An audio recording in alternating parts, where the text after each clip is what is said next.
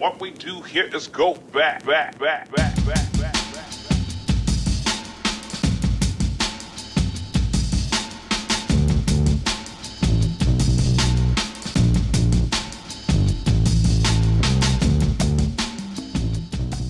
Hello friends and welcome to my new video. Welcome to a recent finds. The title already announced it.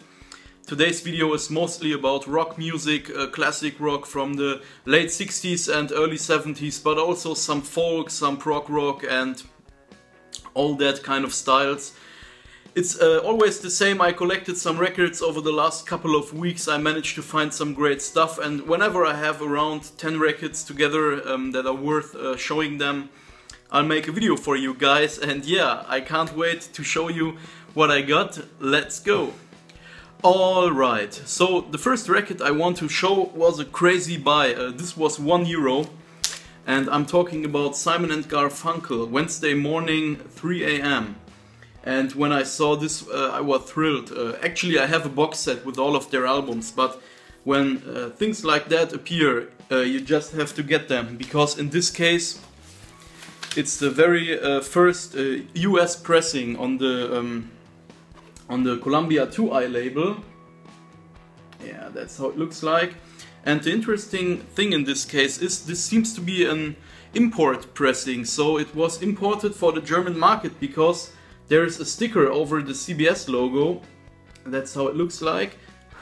And yeah, very interesting. I didn't know that, and it sounds beautiful. The condition is, I would say, very good plus. It crackles a little, but still enjoyable. And I was really happy to pick that up. It's their debut, 1964, and yeah, really cool. Simon and Garfunkel. I also picked up this one, Crosby, Stills and Nash, and this is their debut album from 1969. This time without Neil Young, of course, but nevertheless it's almost a supergroup, and this album is so enjoyable. This is a German pressing from the late 70s, I guess. Great stuff, strong near mint condition, and musically it's yeah, I have to say it became one of my favorites quickly, because it's very refreshing. They play together so well in a way, and beautiful album. I also dig the cover art. They look great, and even without Neil Young, fantastic album. But talking about Neil Young, I also managed to find two Neil Young albums. This is Time Fades Away. I think this is from 1973, yeah, and this is of his dark period. The music is a little bit darker in this case, and this was the album that was released after Harvest, so after the big hit album, and this is actually one of my favorites. I played a lot of Neil Young in the last couple of weeks, and I like his dark stuff a little more. Some people don't like this album, but yeah, fantastic. And this is a German copy from the so-called Rock Archive. Never saw that one before. Great condition, and I just had to get it. And I also bought another Neil Young album. This is a reissue, Neil Young, Zuma and the Crazy Horse in this time. And this is from, actually I don't know, but it must be from 1975 or in that range. I will look that up. And this is actually a little more yeah, rock orientated. He came back to rock music a little more. And I only played it once. I got it very cheap, and it's a reissue from the early 2000s. So it's not from this year. It's yeah, early 2000s. And actually I need to spin this one again, but for the first spin I really liked it. The next one is a personal highlight. I can highly recommend this next record. This was actually one of the greatest things I listened to in the last couple of months, and yeah, great stuff. Ozzy Biza, their self-titled album. What a crazy cover art. Oh my god, what's going on here? Pink elephants flying. It's a gatefold, so it opens up, and that's, oh my god, this album is so damn good. It's a mixture of progressive rock with some Afrobeat, African music, African influences, and this is a masterpiece in every way. It sounds fantastic, and it can be found very cheap. yeah, psychedelic monster in a way, because yeah, it's so progressive. I took this album to a friend's house and we played it on his big reference audiophile system, and it blew us away. The percussions, they are so shaky and they come from everywhere, and this is, oh my god, please listen to that. I can highly recommend this piece, and that's exactly what I like. Progressive rock mixed with Afrobeat at its best, and I will definitely get their second album as well. This was also actually a bargain bin find, and I didn't know it, and I just bought it because it looked interesting, and again it was a big success in a way. And this album is called In Search of Ancient Gods, an experience in sound and music based on the books of Erich van Däniken. Absolute Elsewhere. Yeah, long title. This is a US pressing, and this is some experimental synthesizer music. You could call it progressive rock as well, and this is also a very good album. I didn't know that it's even a little rare, and I need to spin it again, but for the first listen, superb. That's exactly what I like, and I will store it in my progressive rock section. 2 weeks ago, VC member Chris visited me here in my flat, and we had an amazing day. And we went to the local record store here, and I bought this record. This is Brian Eno Ambient 1 Music for Airports.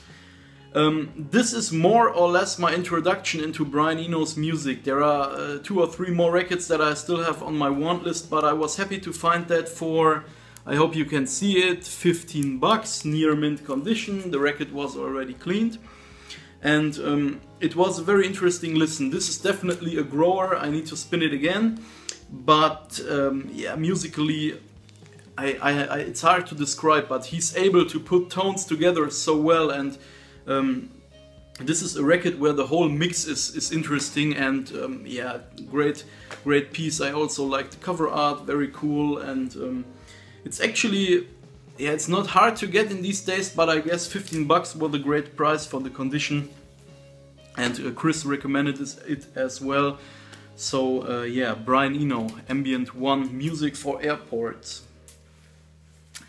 As you all know, I'm a big fan of progressive rock, psychedelic rock, and I also like to take a look what labels did, and I still miss this one in the collection. This is 10 years after, on the Deram label, and let me check that again. Yeah, it's a German pressing. I bought this at an antique store here in my city, and yeah, what can I say about it? It definitely has some psychedelic feel in it, and actually I always had a little problems with 10 years after. I listened to some of their stuff online, and I think I have another album that I don't know, bought 5 years ago and only played once, but I enjoyed listening to this. I have to be in the right mood to play stuff like that, but it was a great pickup. And what did I pay? €8, so perfect price. And at the same store I also bought this record, and this is The Who, Live at Leeds. And in this case I want to show it. Let me see. So this is a complete copy. It's a German pressing. It had the original back with it, and I won't show everything, but it's a complete edition with all inserts, all posters, all stuff, set lists. I don't know. I checked it once, but it has the whole gimmicks and all that kind of stuff with it. It's a complete copy, and I still missed it. And to be honest, I didn't like to listen to it, because there's wait, let me show that. I was wondering, although it looks so clean, it played very bad, and it wasn't much fun listening to it. And then I saw it on the label. It says crackling noises okay, do not correct. So this is a very poor recording actually, and the crackling and the noises are on the recording in general. So I didn't know that. But yeah, that's the way it is. But still very cool, and I got it cheap, so perfect. The last 3 records are all by Led Zeppelin. I'm a big fan of the reissues. Of course, I had all Led Zeppelin albums before as German pressings and stuff like that, but I once went to a friend's house and we made a comparison for the pressings and the new 2014, 2015 remasters. They sound so good, they are the way to go. Maybe only the classic records are better, but for 15 bucks or 17 bucks or for how much they sell them, perfect. They reproduce the gimmick cover with the spinning wheel and everything done right. And this is of course Led Zeppelin 4. They reproduce the Atlantic labels. There's also the lyric sheet and stuff like that, and actually it's an exact replica, and it sounds so good. I played Led Zeppelin 4 5 days ago, and I mean, I don't need to talk about that album, everyone knows it. And I also picked up Houses of the Holy, and in this case I like that they even included this little strip, obi strip, and again, fantastic quality. These can be found very cheap and I can highly recommend them. If you ask me, these pressings are the way to go unless you have the classic records pressings. They sound fantastic. Yeah.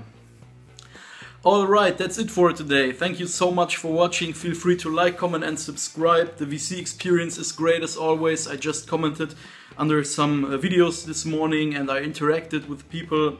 And it's always, it's so much fun, and I still have a lot to show. I will be back with some krautrock again and with some blue note and jazz finds.